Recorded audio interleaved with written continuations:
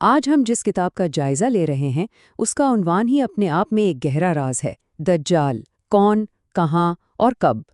یہ کتاب اسلامی علم الآخرت کی سب سے پراسرار شخصیت یعنی دجال، جسے اینٹی کرائسٹ بھی کہا جاتا ہے، اس کے بارے میں جو پیشگوئیاں ہیں، جو نظریات ہیں، ان کی گہرائی میں جاتی ہے۔ تو آئیے ذرا اس میں اترتے ہیں اور دیکھتے ہیں کہ یہ کتاب کون سے اہم نکات سامنے لاتی ہے۔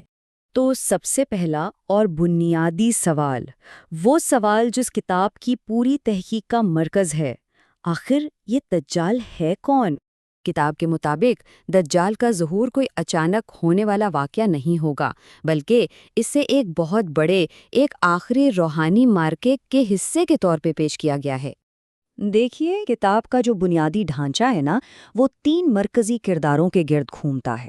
ایک طرف ہے مہدی اور مسیح، جنہیں اہل ایمان کے لیے نجات دہندہ اور رہنما بتایا گیا ہے، اور پھر ان کے بالکل مقابل کھڑا ہے دجال، وہ حتمی دھوکہ باز جس کے بارے میں کہا جاتا ہے کہ وہ انسانیت کے ایمان کو پرکھنے کے لیے آئے گا۔ تو اب ہم اس تحقیق کے پہلے حصے میں داخل ہوتے ہیں اور جائزہ لیتے ہیں ان مختلف نظریات کا جو کتاب میں دجال کی شناخت کے حوالے سے پیش کیے گئے ہیں۔ پہلا نظریہ، جیسا کہ کتاب کی فہرست میں بتایا گیا، دجال کا تعلق قرآن میں ذکر کی گئی ایک شخصیت سامری جادوگر سے جوڑتا ہے۔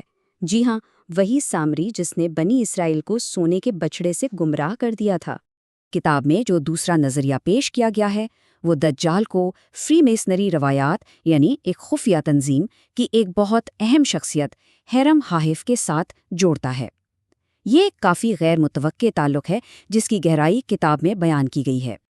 اچھا، اب یہاں جو سب سے دلچسپ بات سامنے آتی ہے وہ یہ ہے کہ کتاب دجال کی ایک علامتی تشریح بھی پیش کرتی ہے۔ اس نظریے کے مطابق دجال کوئی ایک فرد نہیں، بلکہ ایک طاقتور، دھوکہ باز عالمی نظام یا تہذیب ہے جس کی مثال امریکہ سے دی گئی ہے۔ دجال کی شناخت پر بات کرنے کے بعد اب ہم کتاب کے عنوان میں اٹھائے گئے دوسرے بڑے سوال کی طرف بڑھتے ہیں، دجال آخر ہے کہاں؟ کتاب کے فہرست کے مطابق دجال کی کہانی سے کچھ خاص مقامات جڑے ہوئے ہیں جنہیں پیشین گوئیوں میں بہت کلیدی سمجھا جاتا ہے۔ ان میں بیسان کا باغ، بحر تبریہ کا پانی اور زغر کا چشمہ شامل ہیں۔ چلیں اب تیسرے اور شاید سب سے اہم سوال کی طرف بڑھتے ہیں جو یہ کتاب اٹھاتی ہے، دجال کب ظاہر ہوگا؟ تو کون اور کہاں کے بعد جب بات آتی ہے کب کی، تو کتاب یہ بالکل واضح کرتی ہے کہ دجال کے ظہور کا ٹھیک وقت ایک بہت بڑا راز ہے۔ یہ کب والا سوال سیدھا آخری زمانے کی نشانیوں سے جڑا ہوا ہے، اور اس کا علم تو صرف اللہ کے پاس ہے۔ تو سب سے اہم نقطہ یہ ہے کہ اس تمام معلومات کا مقصد کیا ہے؟ پڑھنے والوں کے لیے کتاب کا اصل پیغام کیا ہے؟ کتاب کا انتساب اس کے مقصد کو بہترین طریقے سے بیان کرتا ہے۔ ان اہل ایمان کے نام جو دجالی فتنہ کے ہم نواؤں کے غیر معمولی اقتدار کے سامنے غیر الہی طاقتوں کے آگے سر جھکانے پر تیار نہیں، یعنی اس کا مقصد مومنین کو ایک بہت بڑی آزمائش کے لیے تیار کرنا ہے۔